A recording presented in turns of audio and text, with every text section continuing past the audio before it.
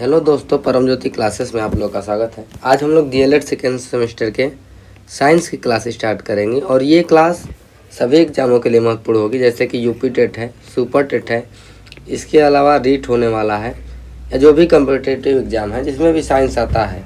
ठीक, यहाँ पर प्राइमरी लेवल का जो यूपी टेट है उसमें साइंस आता है और साथ में सुपर टेट में 10 नंबर का साइंस आता है और उसमें आप लोग सिलेबस देख लीजिएगा, जो सिलेबस में होगा वही पढ़िएगा, तो उसके लिए पोर्शन इम्पोर्टेंट है। ठीक, तो इसी को ध्यान में रखते हुए हम लोग अपना वीडियो स्टार्ट करेंगे और जो भी कम्पिटिटिव एग्जाम में क्वेश्चन आए हैं पहले के और आते हैं और उसको भी देखेंगे साथ में। तो हम लोग सबसे पहले इसको समझना होगा कि पोषण होता क्या है। तो सबको जनरली पता होता है, लेकिन इसकी अगर डिफिनीशन को देखें तो क्या होता है, जैसे हम लोग कुछ भी खाते हैं, क्या खाते हैं, जैसे हम लोग दाल खाते हैं, सब्जी खाते हैं, रोटी, गेहूँ, चावल, ठीक, साथ में मक्का, ये सब जो भी है, ठीक, इसको देखेंगे। फिर इसके बाद ज्वार बाजरा जो भी हो, फिर इसके बाद दूध है। ठीक, तो ये सब चीज़ें हम लोग खाते हैं। हमको पता है कि दाल में क्या मिलता है, दाल में मिलता है प्रोटीन। ठीक, दाल में क्या मिलता है, प्रोटीन मिलता है। फिर इसके बाद अगर देखें रोटी में, चावल में, गेहूं में, मक्का में, इन सब में क्या मिलता है, कार्बोहाइड्रेट हमको मिलता है। ठीक, इसको आप लोग नोट कर लेंगे। फिर इसके बाद दूध क्या है, संतुलित आहार। दूध क्या है, संतुलित आहार, जिसमें लगभग सभी पोषक तत्व पाए जाते हैं। तो प्रोटीन हो गया, कार्बोहाइड्रेट हो गया और ये दूध हो गया, संतुलित आहार। यहाँ पे एक पॉइंट नोट करेंगे दूध के बारे में। क्या नोट करने लायक है कि जो दूध है, यहाँ पे नोट क्या करेंगे कि दूध में संतुलित आहार तो है, लेकिन इसमें विटामिन सी और आयरन, ये दोनों नहीं पाया जाता है। यहाँ पे लिख लेंगे आप लोग पूरा।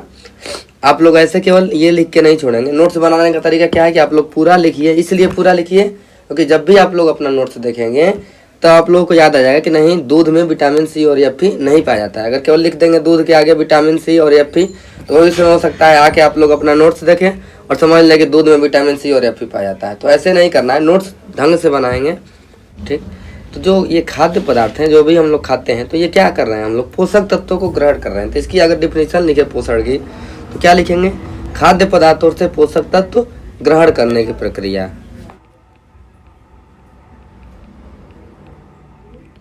खाद्य पदार्थों से जो हम लोग पोषक तत्व ग्रहण करते हैं, पोषक तत्व क्या क्या है, तो ये प्रोटीन है, कार्बोहाइड्रेट है और वसा है। ये सब क्या है, पोषक तत्व है।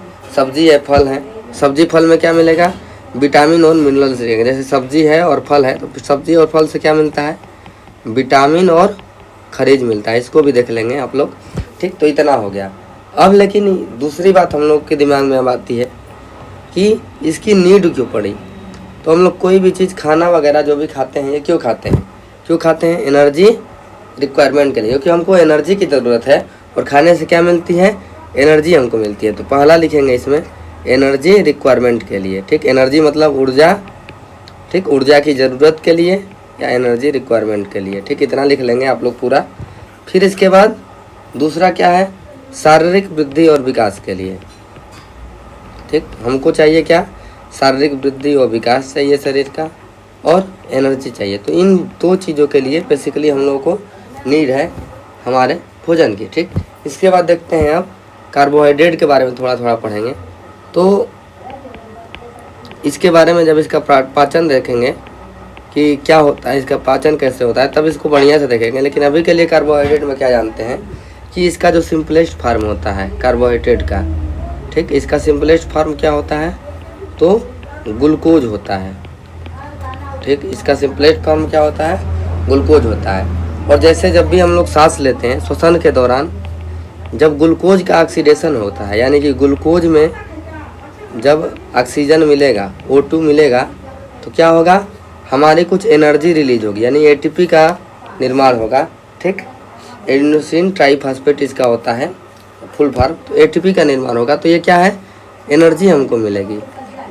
ठीक, तो ये हो गया। इसके बाद कार्बोहाइड्रेट से क्या आएगा क्वेश्चन, कार्बोहाइड्रेट से क्वेश्चन आता है कि कार्बोहाइड्रेट को हम लोग क्या कहते हैं, इंस्टेंट एनर्जी प्रोवाइडर। ठीक, इंस्टेंट एनर्जी प्रोवाइडर का मतलब ये होता है इंस्टेंट मतलब तुरंत ये एनर्जी देता है। जो ही हम लोग कार्बोहाइड्रेट खाते हैं तो ये तुरंत एनर्जी देता है। तो इसको लिख लेंगे क्या, कार्बोहाइड्रेट को हम लोग इंस्टेंट एनर्जी प्रोवाइडर भी कहते हैं। और इसके बाद दूसरा होता है वसा। तो वसा के बारे में क्या कहते हैं कि ये हमारे शरीर में कहाँ जमा होता है, जिसको हम लोग चर्बी भी कहते हैं कि चर्बी ज़्यादा हो गई, ऐसे कुछ वर्ड इस्तेमाल करते हैं। तो ये वसा जो है हमारे शरीर में कहाँ जमा होता है, एक उत्तक में जमा होता है। कहाँ जमा होता है, उत्तक में। तो कभी कभी पूछ लेता है कि उस उत्तक का नाम क्या है, तो ये हमारे एडिपोज नामक उत्तक में जमा होता है। तो इसको याद रखेंगे, ठीक। इसके बाद वसा के बारे में दूसरी चीज़ याद करेंगे कि हमारे शरीर को सबसे ज़्यादा एनर्जी कौन प्रोवाइड करता है, तो सबसे ज़्यादा एनर्जी प्रोवाइड करता है, ठीक। ये क्या है, ये तुरंत एनर्जी प्रोवाइड करता है। अगर क्वेश्चन आएगा कि हमारे शरीर को तुरंत एनर्जी कौन प्रोवाइड करता है, इंस्टेंट एनर्जी, तो क्या होगा, कार्बोहाइड्रेट। अगर ये ऑप्शन में नहीं मिलेगा तो आपको ग्लूकोज मिलेगा। अगर ग्लूकोज भी ऑप्शन में नहीं मिलेगा तो यहाँ पे ग्लूकोज में ऑक्सीजन जोड़ने पे यहाँ पे CO2 बनता है। तो कार्बन डाइऑक्साइड को भी क्या कहते हैं, इंस्टेंट एनर्जी प्रोवाइडर। तीनों में से एक ऑप्शन में मिलेगा तो इसको आप लोग कर लेंगे, ठीक। और वसा क्या है, सबसे ज़्यादा एनर्जी देता है, ठीक। और ये कहाँ जमा होता है, तो एडिपोज उत्तक में, ठीक। ये हो गया। फिर इसके बाद क्या होता है, तीसरा प्रोटीन, ठीक। इसके पाचन को भी अच्छे से देखेंगे जब देखेंगे। तो अभी के लिए बस इतना ही याद रखिए, ठीक। तो प्रोटीन का निर्माण किससे होता है, अमीनो एसिड से, ठीक। अमीनो एसिड के, ठीक, अमीनो एसिड से इसका निर्माण होता है प्रोटीन का। प्रोटीन किससे बना होता है, तो अमीनो एसिड से। सीधा क्वेश्चन पूछ लेगा आप लोग ऑब्जेक्टिव में, तो प्रोटीन किससे बना होता है, तो प्रोटीन किससे बना होता है, अमीनो एसिड से बना होता है, ठीक। तो ये क्या है, 50 मॉलिक्यूल अमीनो एसिड का मिलके, ठीक, एक प्रोटीन बनाता है। यानी 50 मॉलिक्यूल अगर अमीनो एसिड का रहेगा, 50 अणु इसको कहेंगे, इसका अमीनो एसिड का, ये मिलकर क्या बनाएंगे, एक प्रोटीन बनाएंगे।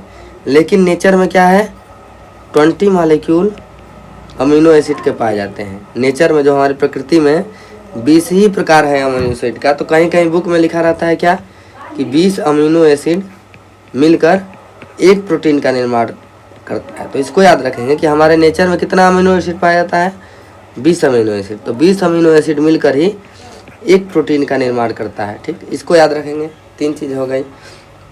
इसके बाद हमारे शरीर को 2 प्रकार की क्रियाओं की ज़रूरत है। किसके लिए, जो हम लोग भोजन खाते हैं, ठीक। तो भोजन खाते हैं तो इसको पचाने के लिए 2 प्रकार की उपापचयी क्रिया की ज़रूरत है। उपापचयी क्रिया करना पड़ता है। ये क्या है, मेटाबॉलिज्म इसको इंग्लिश में कहते हैं, ठीक। मेटाबॉलिज्म एक्टिविटी करने की ज़रूरत पड़ती है, ठीक। किसको, खाने को पचाने के लिए। ऐसे इसको हम लोग देखते हैं, इसका मतलब क्या होता है, ऐसे हम लोग 2 लोग हैं, ए और ये हो गया बी। अगर मान लीजिए कि अगर ए खाना खाया है और इसका खाना 2 घंटे में पच गया है, ठीक। और बी खाना खाया है, इसका खाना 6 घंटे में पचता है, ठीक। तो ये दोनों बराबर खाना खाए हैं। ये भी मान लीजिए 2 दाल खाया है, ठीक।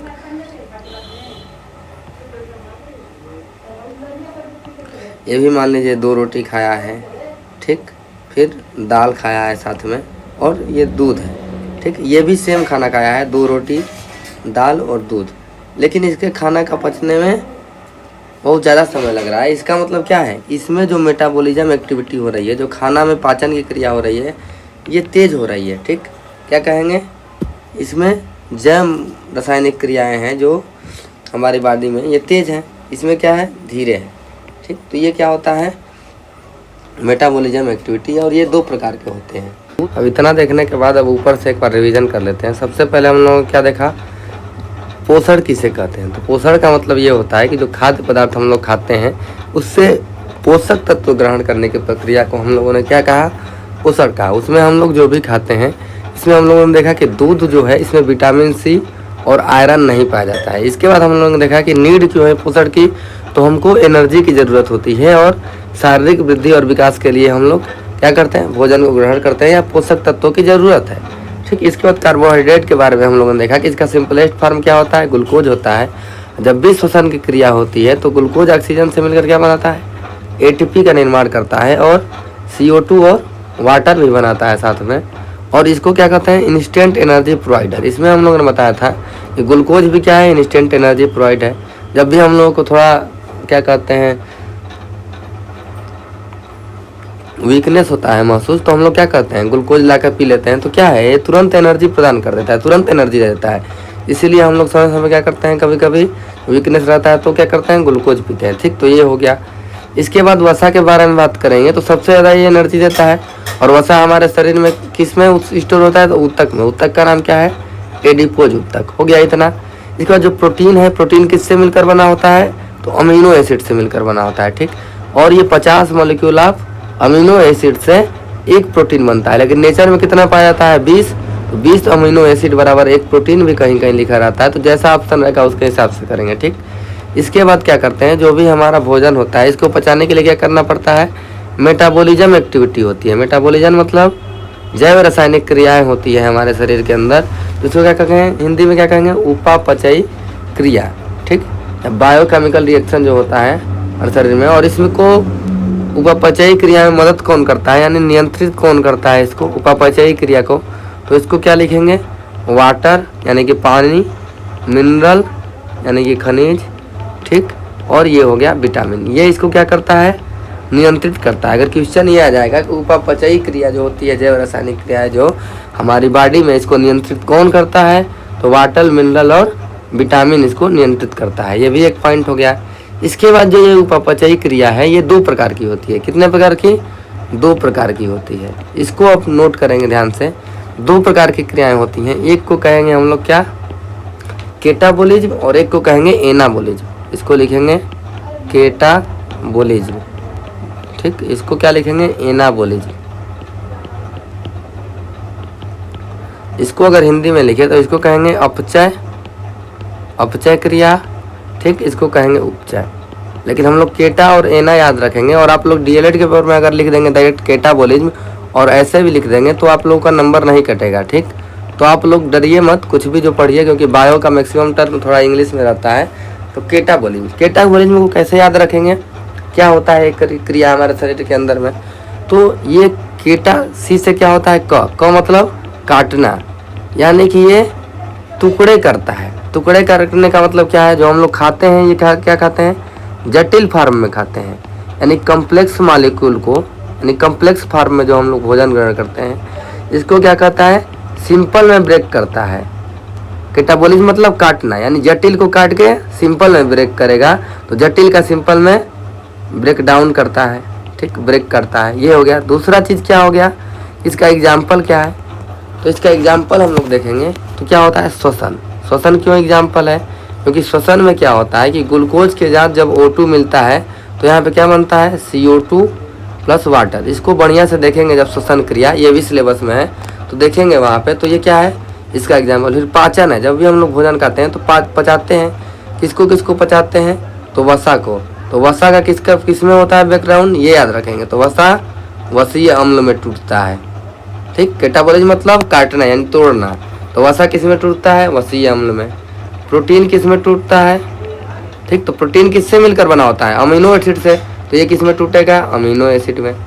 ठीक, इसको याद रखेंगे। इसको आप लोग पूरा लिखेंगे क्योंकि हम बोल रहे हैं, तो इसको आप लोग नोट करिएगा। फिर इसके बाद जो कार्बोहाइड्रेट है, तो कार्बोहाइड्रेट का सिंपलर फॉर्म क्या है, कार्बोहाइड्रेट ये है, इसको भी पूरा लिखिएगा। आप लोग थोड़ा कंप्रोमाइज़ करिए, क्योंकि ऐसे अगर हम पूरा एक एक चीज़ लिखेंगे तो ज़्यादा समय लग जाएगा। थोड़ा बहुत आप लोग कंप्रोमाइज़ करके लिखिए। तो कार्बोहाइड्रेट किस में ब्रेक होता है, तो ग्लूकोज में ब्रेक होता है। ठीक, इसके अलावा श्वसन के बाद हो गया पाचन, और पाचन के बाद क्या हो गया, उत्सर्जन। जो भी हम लोग खाते हैं फिर लास्ट में क्या होता है, मल मूत्र के माध्यम से बाहर निकल जाता है। तो ये उत्सर्जन की क्रिया है। ये भी क्या है, केटाबोलिज्म। जटिल अणु सिंपल में ब्रेक हो जाएगा तो ये क्या हो जाएगा। तो इसमें क्या होता है, जब भी हम लोग भोजन खाते हैं, श्वसन की क्रिया होती है, तो लास्ट में क्या है, इधर ऊपर बताए थे कि एटीपी का निर्माण होता है, यानी ऊर्जा क्या होता है, मिलती है। हम लोग भोजन करते हैं तो उसके लिए क्या करते हैं, श्वसन पाचन करते हैं, उत्सर्जन के माध्यम से उसको बाहर निकाल देते हैं। तो इसमें क्या होता है, हम भोजन करते हैं तो एनर्जी मिलती है, यानी कि क्या है, इसको क्या कहेंगे, ऊर्जा मिलती है। ठीक, क्या कहेंगे, ऊर्जा मिलती है, या इसको क्या कहेंगे, रिलीज होती है। ठीक, रिलीज होती है, इसको लिख देंगे, ऊर्जा मिलती है। इसके बाद क्या है, जब ये ऊर्जा मिलती है तो ऊर्जा का मतलब क्या होता है, उष्मा रिलीज होती है, यानी कि उष्मा भी बाहर निकालती है। यानी क्या है, उष्मा क्षेपीय अभिक्रिया। जो उष्मा को बाहर निकालती है उसको क्या कहेंगे, उष्मा क्षेपीय अभिक्रिया। अगर कहीं भी अगर एनर्जी आप लोगों को मिलेगा तो क्या है, ऊष्माक्षेपी है। तो इतना बात याद रखेंगे। सीधा सीधा आप लोगों से पूछ लेगा केटाबोलिज्म एनाबोलिज्म में अंतर क्या है, तो इसको एकदम याद रखेंगे। क्या करें, केटाबोलिज्म मतलब अपचय, अपचय मतलब काटना, ठीक, अपचय मतलब काटना यानी छोटा छोटा करना, ठीक।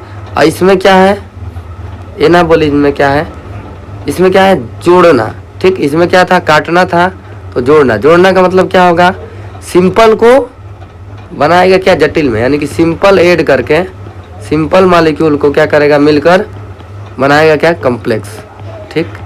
सिंपल मॉलिक्यूल जुड़कर क्या बनाते हैं, कॉम्प्लेक्स मॉलिक्यूल यानी कि जटिल अणु बनाते हैं, ठीक। ये लिख देंगे, यानी कि सिंपल से कॉम्प्लेक्स बनाता है, ठीक।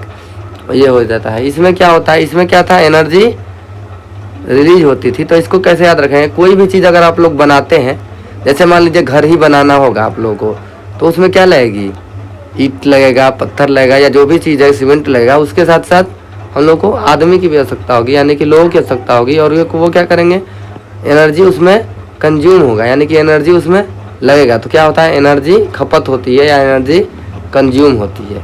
इसमें क्या था, भोजन करते थे तो एनर्जी मिलती थी। इसमें क्या है, एनर्जी लगेगी, किसी भी चीज़ को जोड़ने में क्या होगा, एनर्जी लगेगी, इतना पता है। तो एनर्जी लगेगी, इसका मतलब क्या है, उष्मा लग रहा है, यानी कि उष्मा का शोषण हो रहा है, यानी कि ये क्या है, उष्मा शोषी अभिक्रिया। ये क्या है, उष्मा शोषी अभिक्रिया, इतना हो गया। तो इसका एग्जाम्पल अगर देखें, ठीक, इसका एग्जाम्पल देखें, निर्माण होता है हमारे शरीर में, ठीक, हड्डियों का निर्माण या प्रकाश संश्लेषण होता है। तो क्या होता है, उष्मा की उपस्थिति में जो है, ठीक, कार्बोहाइड्रेट जल मिलकर क्या बनाते हैं, ग्लूकोज का निर्माण करते हैं। तो ये प्रकाश संश्लेषण में क्या है, उष्मा की उपस्थिति में होता है, ये हो गया। फिर डीएनए का निर्माण हो गया। इसके बाद और क्या है, क्रोमोजोम का निर्माण हो गया। इसको जब पढ़ेंगे तब देखेंगे, बस एग्जाम्पल आप लोग याद रखिए और इतना पॉइंट लिख देंगे तो आपको पूरा नंबर मिल जाएगा, या परीक्षा में भी आप लोगों को आएगा, ठीक। केटाबोलिज्म मतलब काटना, काटना मतलब जटिल को सिंपल में ब्रेक करना, ये क्या है, केटाबोलिज्म। और एनाबोलिज्म मतलब जोड़ना, इसको हिंदी में कहते हैं अपचय, इसको क्या कहेंगे, उपचय, ठीक। इतना हो गया क्लियरिटी।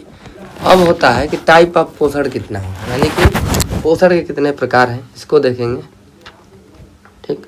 तो टाइप ऑफ पोषण, यानी कि पोषण के प्रकार कितने हैं। तो ऐसे अगर देखें सिंपल फॉर्म में, तो ये 3 प्रकार का होता है, ठीक। 3 प्रकार का होता है, 1, 2 और 3। पहला क्या होता है, सुपोषण, ठीक, सुपोषण हो गया। फिर उसके बाद होता है अल्प पोषण, ठीक। और एक आप लोगों ने हमेशा सुना होगा नाम कुपोषण का, ठीक। ये हो गया 3 चीज़। तो सुपोषण का मतलब, इसको अगर अंग्रेजी में देखें तो ज़्यादा याद रहेगा, प्रॉपर, ठीक, न्यूट्रिशियन, ठीक, प्रॉपर न्यूट्रिशियन। ये क्या है, अल्प मतलब कम, यानी कि अंडर न्यूट्रिशियन, ठीक। और ये क्या है, माल न्यूट्रिशन, ठीक। इसको क्या कहेंगे, माल न्यूट्रिशन, ठीक। तो प्रॉपर न्यूट्रिशन का मतलब क्या होगा, प्रॉपर तरीके से जितना हमको ज़रूरत है, ठीक, उतना हमको पोषक तत्व प्राप्त होता है, यानी कि बैलेंस फूड हम लोग ले रहे हैं। तो ये इसका एग्जाम्पल हो गया, यानी जितनी ज़रूरत है उतना ही अगर हम लोग भोजन लें तो इसको क्या कहेंगे, प्रॉपर न्यूट्रिशन, ठीक। इतना हो गया। अगर हम लोग जितनी ज़रूरत है, ठीक, उससे कम अगर भोजन लें, कम मात्रा में लें, तो इसको क्या कहेंगे, अंडर न्यूट्रिशन। जैसे अगर हम लोग कहें कि हमको क्या चाहिए, अगर हम लोग केवल रोटी खाते हैं, ठीक, और मान लीजिए दाल खाते हैं, तो दाल से तो प्रोटीन मिल गया, रोटी से क्या मिल गया, कार्बोहाइड्रेट, लेकिन हमको विटामिन और मिनरल नहीं मिल रहा है, तो कुछ चीज़ें हमको नहीं मिल पा रही, तो क्या है, अल्प पोषण यानी अंडर। फिर इसके बाद कुपोषण का मतलब है कि कोई भी पोषक तत्व अगर आपको प्राप्त ना हो, ठीक, ठीक, कोई भी पोषक तत्व प्राप्त ना हो, यानी कि सभी पोषक तत्वों की कमी हो जाती है,